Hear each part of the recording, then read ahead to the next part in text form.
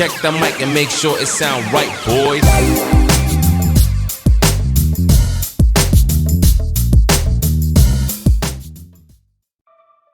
We get paid for bringing value to the marketplace.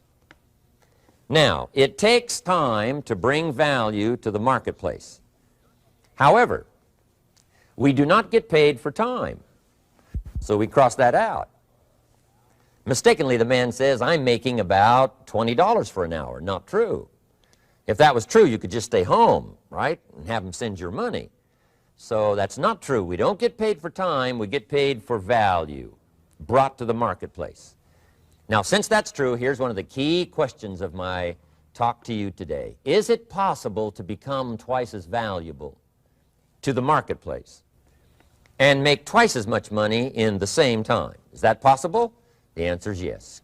Could you become 3 times as valuable as you might be right now to the marketplace and make 3 times as much money in the same time? And the answer is yes. 5 times, 10 times? Of course. America is unique. It's a ladder to climb. It starts down here, let's say, at $5 an hour, and it keeps going up. Top income last year, $80 million. The guy who runs Coca-Cola. Now, that's a heck of a ladder. That's why everybody wants to come here, right? The boat people are not headed for Vietnam. People haven't plotted and schemed for 50 years saying if I could just get to Poland, everything would be okay. Not true. Everybody wants to come to America. And the reason is because we've got the best wind ever blowing in our favor. We've got the best economic opportunity anybody's had in 6,500 years. And all you have to do is understand it and take advantage of it. Now, there's some key questions to ask here. Why would the marketplace pay someone only $5 an hour? Very simple answer. They're not very valuable to the marketplace. Now, we must underline to the marketplace. This person might be a very valuable brother, yes. Member of the family, valuable, yes. Valuable member of the church, of course. Valuable citizen of the country, yes. Valuable in the sight of God, no doubt. We're all of equal value in the sight of God. But if you're not very valuable to the marketplace, you don't get much money. You say, well, it shouldn't be that way. Well, then you got to start your own country. You know, this one's been in process for 200 years, and this is the best we've been able to come up with so far. But here's the key. You don't have to stay here. Now, there was a big debate in Congress last year that this $5 was not enough, should be 6, should be 6, should be 6. But we don't need legislation. 6 is already on this ladder. The next step up. You know, if you work for McDonald's, they'll pay you $5 an hour to take out the trash. If you whistle while you take out the trash, they'll pay you $6 an hour. So we don't need that legislation. You just need to take lessons on how to whistle. Have a good attitude. Now, as you begin to climb this ladder, why would the marketplace pay some people $50 an hour? Answer, evidently, they must be more valuable to the marketplace. 10 times more valuable. And is that possible for someone to be 10 times more valuable and earn $50 an hour instead of 5? And the answer is yes. That's what America is all about. Now, why would the marketplace pay some people $500 an hour?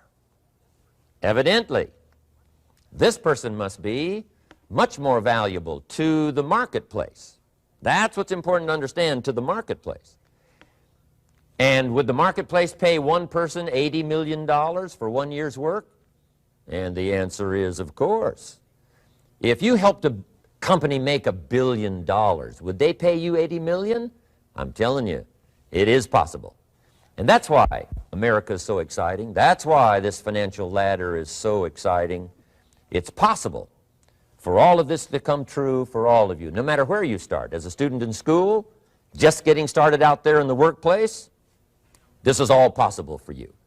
Now, Mr. Schoaf gave me the clue on how to climb this ladder as high as I wanted to climb. Now, we're talking primarily economics here. There's a lot of other ways to become valuable to your family, valuable to your friends, valuable to the community, valuable to the team, right? Valuable to the team effort, valuable to the concert. But here's what he said to me. In climbing this ladder economically, all you have to do is work harder. on yourself than you do on your job. Once I heard that, it made sense to me. I kept hoping that everything else would change around me, found out that if I went to work on myself, worked on my skills, worked on my language, if I became better than I was each year, if I grew in skills and language and vocabulary and competence, then I would become attractive to the marketplace. Not very long ago, a company called me and said, Mr. Rohn, we're expanding internationally. We'd like to have a bit of your expertise to help us. Would you give us a bit of your time? We'll add some millions to your fortune. And I said, okay. And I thought later, isn't that interesting? They would call me. Then my second thought was, of course they'd call me. Who else would they call? I can get the job done. Now, what a contrast for me, farm boy from Idaho, raised in obscurity, parents of modest means, broke when I was 25. How come I would get a telephone call and someone offer me a lot of money to help them in expanding around the world? Simple answer, evidently, something happened to me between age 25 and where I am today. And I can tell you where it all started. From my teacher, Mr. Schoaf, who said to me, we don't have to change what's going on out there. That's the wind that's blowing. All we have to do is change what's going on in here. And now there's several ways to do that on personal development. And let me give you those ways. Here's the first one. We must learn from personal experience. Pretty simple. Learn from what happens to you. Take a look back over the last few months. Did you make some mistakes? How could you correct those for the future? Take a look back over the last year. Have you done it right or done it wrong? Let's correct it for the next year.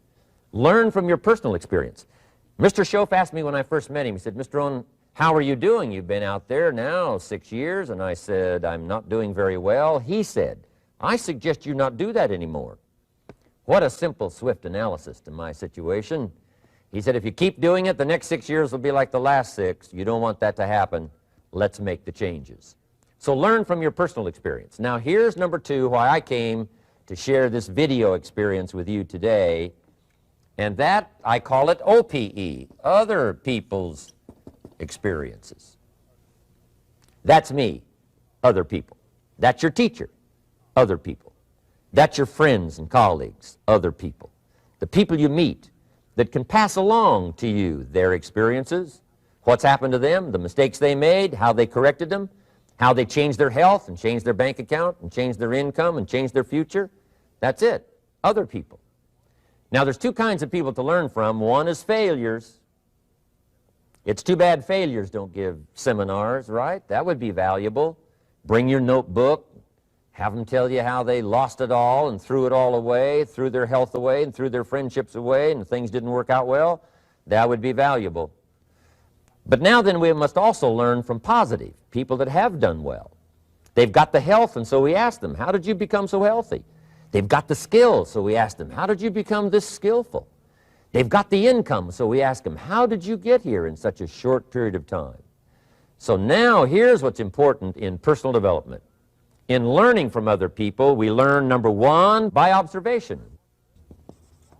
We learn what we see. We watch people that are successful in what they do.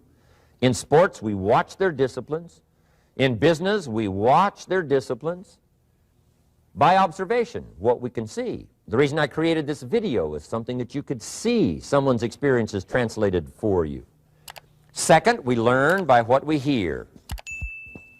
I've got some of my lectures on cassette tapes, so you know you can take them with you wherever you go and learn by listening.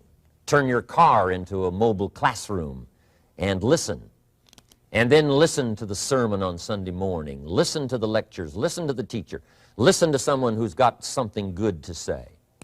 And then number 3 is vitally important on personal development, and that is read all the books you can possibly read in your lifetime. Mr. Schoaf got me started on my library. I've got one of the better libraries. Haven't read everything in it, but I feel smarter just walking in it, my library. At least I was smart enough to buy it. Now I got to be smart enough to read it. And then, of course, I got to be smart enough to decide what's valuable and then do it. But this one is very important. Become a good reader. Some books that helped change my life. Mr. Schoaf recommended, of course, the Bible.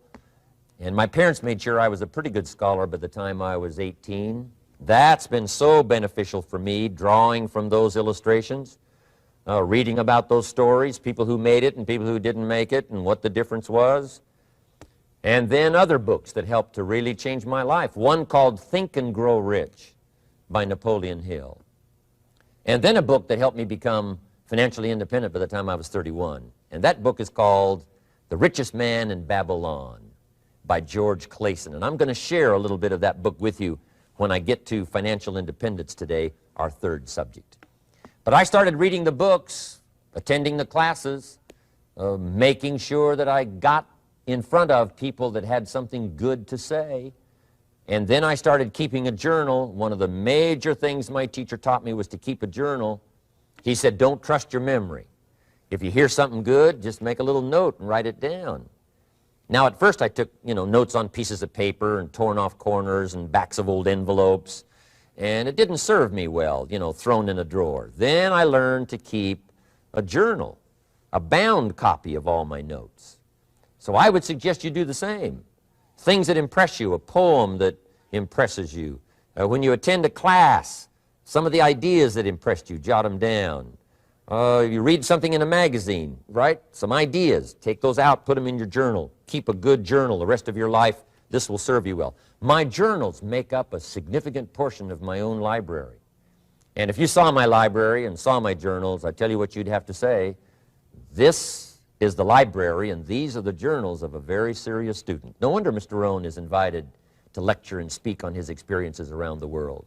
So I want the same thing to happen to you. Value captured that you can resort to later, go back over it and review it, and let it become valuable to you.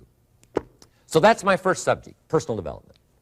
Work harder on yourself than you do on your job. Develop the skills, learn the lessons, take the classes, absorb all that is being taught to you these days. And then later on, of course, you can sort it out, what's valuable to you and how to refine it for your business and for your life and for your future. But the main thing is to get it and start this process of personal change, personal development. And let me say it one more time. If you will change, everything will change for you. You'll never be the same. You'll keep growing. As you look back on a few months, look back on a few years, you won't believe the progress you can make economically, your relationship with your family, your friends, and whether you're in sports or economics or whatever. I'm telling you, that whole process of committing yourself for personal change, personal value, can really make your life unique and worthwhile.